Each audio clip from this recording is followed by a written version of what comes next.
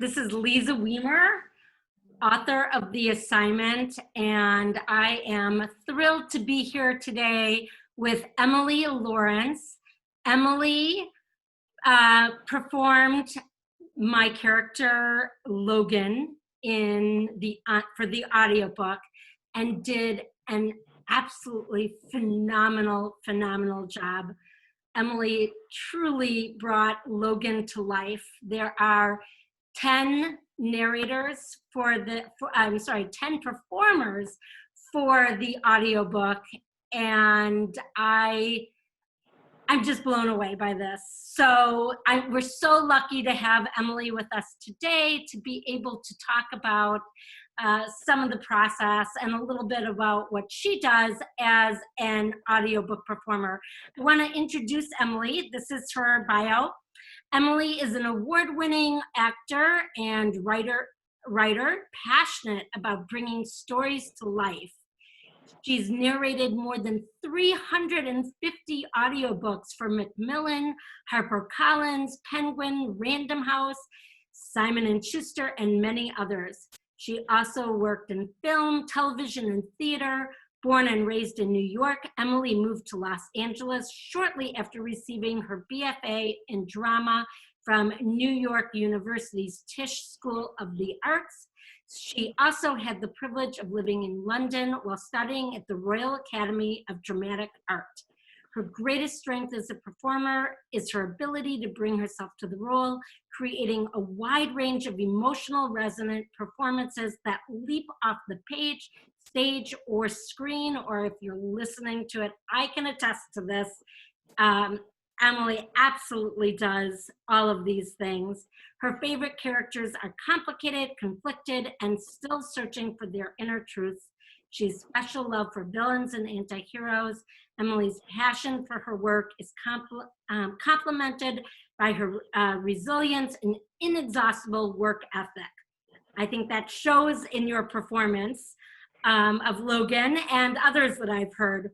Emily brings her deep understanding of character and relationships to her writing, creating stories which explore the core of what it means to be human.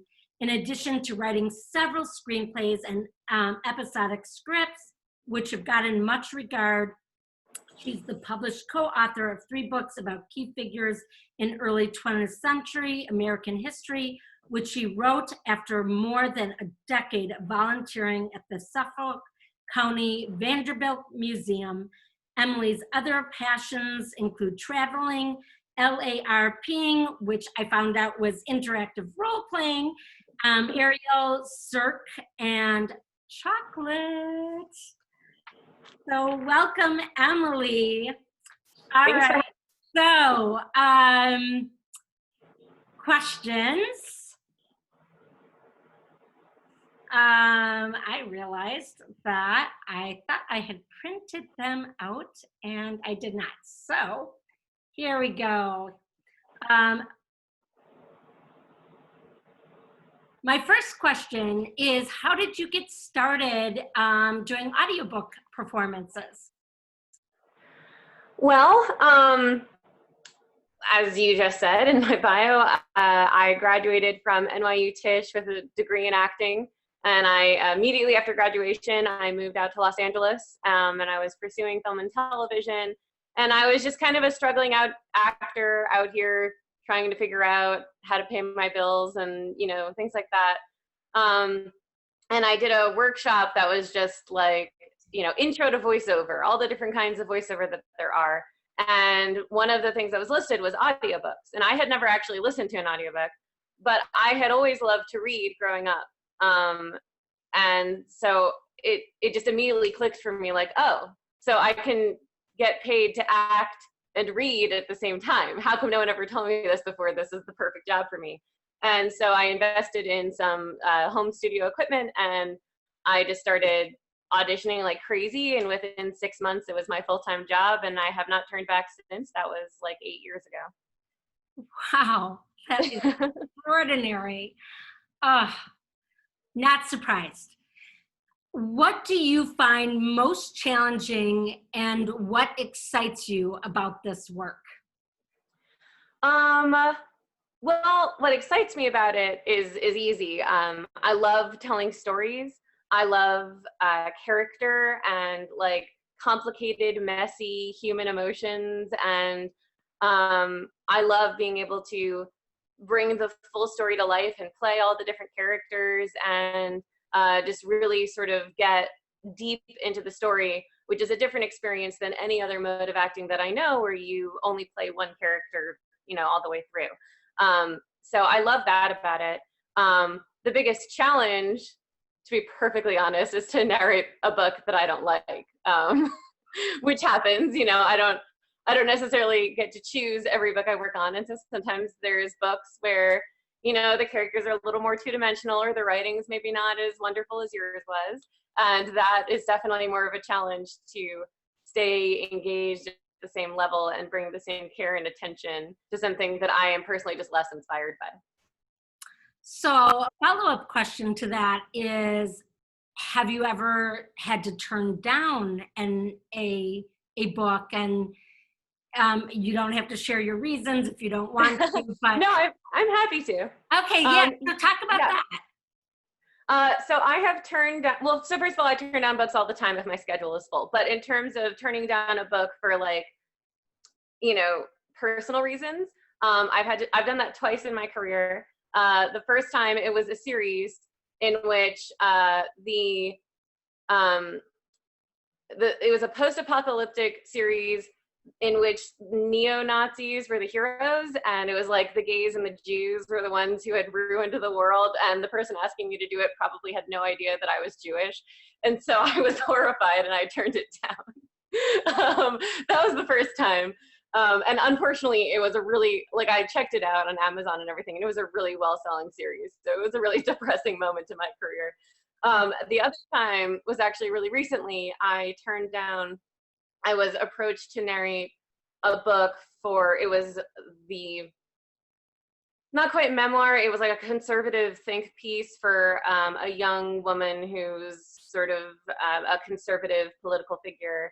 And I actually struggled with turning it down because while I am not conservative, I do believe in the importance of dialogue and conversation, and I don't think that people I disagree with should be silenced. And so I skimmed through the whole manuscript, trying to figure, because it was about a particular conservative topic that I may have opinions on, but it wasn't like spouting hate or anything like that. Like I could have gotten behind it, and I ultimately turned it down because not what she was saying, but the way she was saying it was so anti that notion of dialogue. Like she was talking about her perspective while saying things like, but the left wants you to think, and was very derogatory towards liberals. And I just kind of felt like the way she wrote it detracted from the spirit in which I would narrate it. And so I walked away for that reason, just because I didn't feel like it was promoting dialogue, and that would be the whole reason that I would narrate something that I strongly disagree with. So. Great answer. Yeah, thank you for sharing that. So going to the assignment, we connected over Twitter, and I immediately could hear you as Logan, and was thrilled when I found out that you would be doing the performance. What was it about this novel and this character that propelled you to take the role as Logan?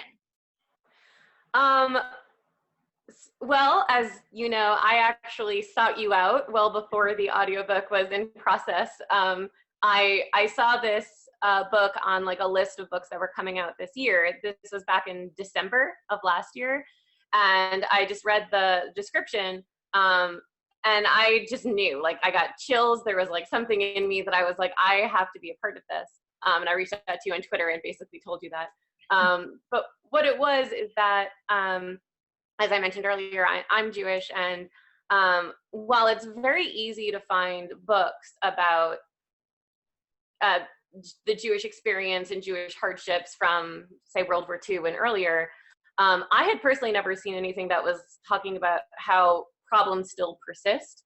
And when I reached out to you, it was right around the time there was a spate of anti-Semitic attacks and assaults in New York City, which is like, you know, a few miles from where I grew up. And there had been like a shooting in San Diego, 2 hours from where I live. And it was just feeling kind of overwhelming of like this new rise in anti-Semitism. And I just felt like this was an important story that needed to be told that I wasn't seeing anywhere else. And like, I'm like getting choked up thinking about it, but I just knew that like, I knew it was going to be important and it was going to be something that mattered to me, and both as a human being and as an artist who, you know, became an actor so that I could help tell stories that mattered to me. I knew that it was something I had to be a part of. I'm telling you, I'm so deeply touched by this. And um, your performance truly was extraordinary. And I listened to it. And one of the things that I was told was that your performance was scheduled to go for 2 days, but you actually finished it in a day, that it just went so smoothly. And so can you tell us about what that experience was like playing Logan? Sure. Yeah, we were scheduled for 2 days and it went for 1. And I just felt so connected to the material that it just, you know, I don't know, I didn't make that many mistakes. We just kind of flew through the pages. And October, who was our director, was, you know, she was great to work with and really helpful in terms of guiding the performance. But it just felt very intuitive and organic. Like I didn't really have to struggle to figure out, you know, what I was doing or saying. It felt natural. I mean, really, it was amazing. And I have to say, like, all the performances were absolutely amazing. Yesterday, my elder son got a hold of the audiobook very early and started listening. And he messaged me and he said, "Mom, this is so phenomenal. You must listen to it." And my husband was like, "No, no, no, no, no. We're going to be listening to this on a road trip. I don't want you to listen to it." But I did. I started listening and I could not stop. And I know sometimes authors are like, "Oh no, I can't listen to the audiobook." But there are 10 phenomenal top performers who just bring these characters to life. And even though they're my own words, I was so gripped by the performances. So next question. I read my dedication, I read my dear reader's note, and I read part of my acknowledgments. And as you said, you know, we had October guiding us. She is absolutely phenomenal. The truth is, though, it was not easy for me at all to do this. And I kept, you know, making mistakes and having to start over. So I was wondering, you know, there are other authors who are listening to this perhaps right now or will be listening later.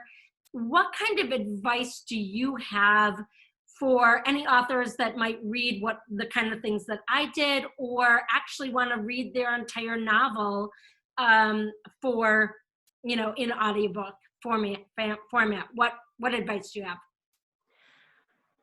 have? Well, first, I think I would ask an author to think about why they want to narrate it themselves.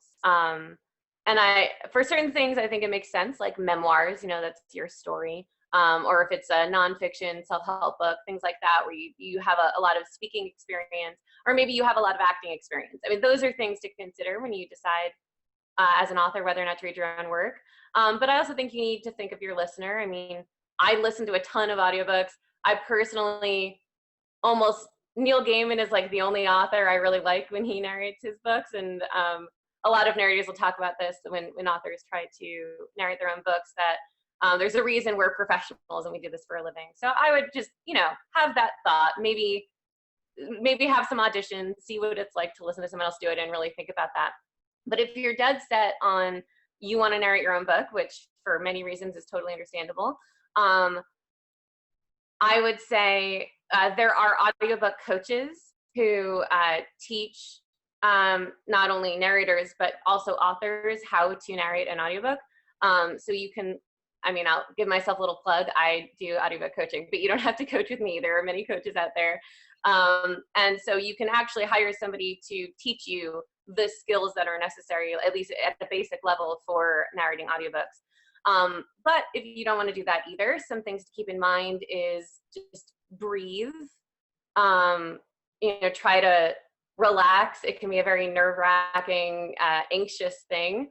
So just kind of breathe and make sure that you, if it's nonfiction or fiction, either way, get in touch with why you wrote this story and what part of yourself wants to tell this story, and then go from that. So don't go from the like, oh, this needs to be good, or I'm so nervous, or any other things or thoughts that might be in your head when you sit into a recording studio. Connect with the part of you that wrote this, the artist in you, and why this story matters, and hopefully that'll carry you through for a good portion of it. Yeah, October did a phenomenal job guiding me through this. But, we definitely did have to do a few more takes than anticipated. And there were times when I got stuck on a word and just had to redo that sentence over and over again. So yeah, I think one thing that I wish I had done, but I was worried that with my lower, voice and being hoarse, that if the more I practiced, that it would sound worse for the recording. So I wish I would have just practiced it, 100 times before I had done it, because it's not something that I do on a regular basis. Sure. So, I think also narrating audiobooks is one of those things, and I'm sure authors get this too. A lot of people will say, well, I can read, I can read out loud, or I love reading books to my kids. I'm sure authors get that all the time. Like, I love to write. I could be an author. There's just like for writing a book, there's a lot of skills involved. So like, when I've been doing this for 8 years, and before I go into a studio, I do a 30-minute vocal warm up just to get like all of my muscles and, the muscles that make speech, and my breath, and, everything that I need to do so that I can go and record for 4 hours a day. There's just a lot more involved than I think people really realize. So it's also a stamina thing, because if you're doing a whole book, you are in that, you are in a studio for hours all day, for as many days as it takes to complete it. And then on top of that, if it's fiction, you're doing different character voices. And I think that if you have an acting background, it's definitely easier to adapt those skills. I mean, that's, I had a theater background when I started narrating audiobooks. So it's definitely possible for authors to narrate their books and do a great job. But I think that be prepared for it to be more of a challenge than you're necessarily expecting. Without a doubt, I definitely found it a lot more challenging, and I'm thrilled with the results, but that took great directing to make that happen. So I'm tremendously grateful to October for helping me through that. And I think it's very cool when authors do read their dear reader letters and their acknowledgements. So I think that's great. I love listening to you if there's like a note from the author or something. I think it's great if an author reads that. I think that it's definitely nice to add that personal touch, and it kind of brings things full circle in terms of, especially with the assignment, when they're like the note from the author or the dedication is such an important part of it. And like there are times where say it's a historical fiction and you want to give a note about where the history is and the characters and where it comes from. I mean, I think it's totally great for authors to narrate that stuff. I love that. I don't want to be like, authors don't narrate, because obviously I have a personal stake in that question. But yeah, I mean, I think that it just be prepared to put in the work and effort if that's what you want to do. that sounds great. I'm trying to see if we have any questions.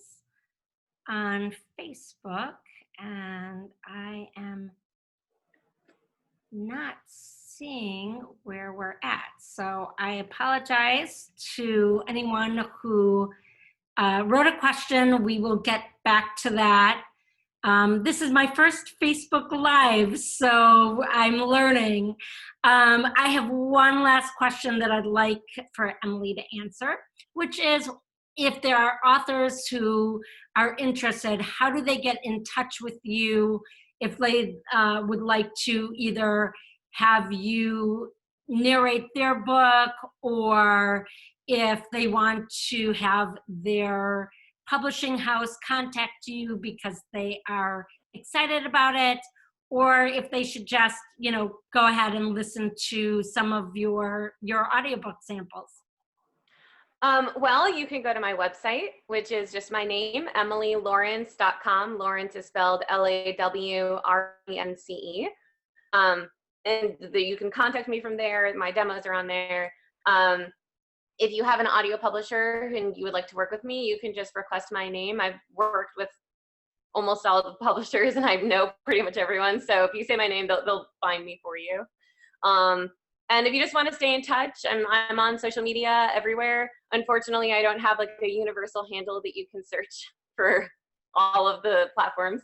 But you can search for me, Emily Lawrence, and if you search, actor, narrator, I'll probably come up. And I can, I'm in the group, so when you post this, I can post my social media links if people want to find me on there. That's fantastic. And I want to just put in a plug that people can go and look up the audiobook on Listening Library or other audiobook sources. And there is a phenomenal short clip of Emily's performance, and also Lincoln Hope's performance as Cade. And so I hope that people will check it out. And if you love audiobooks, this is definitely one to get. So thank you so much for being with us, everyone. And thank you, Emily. And I'm going to stop our live streaming.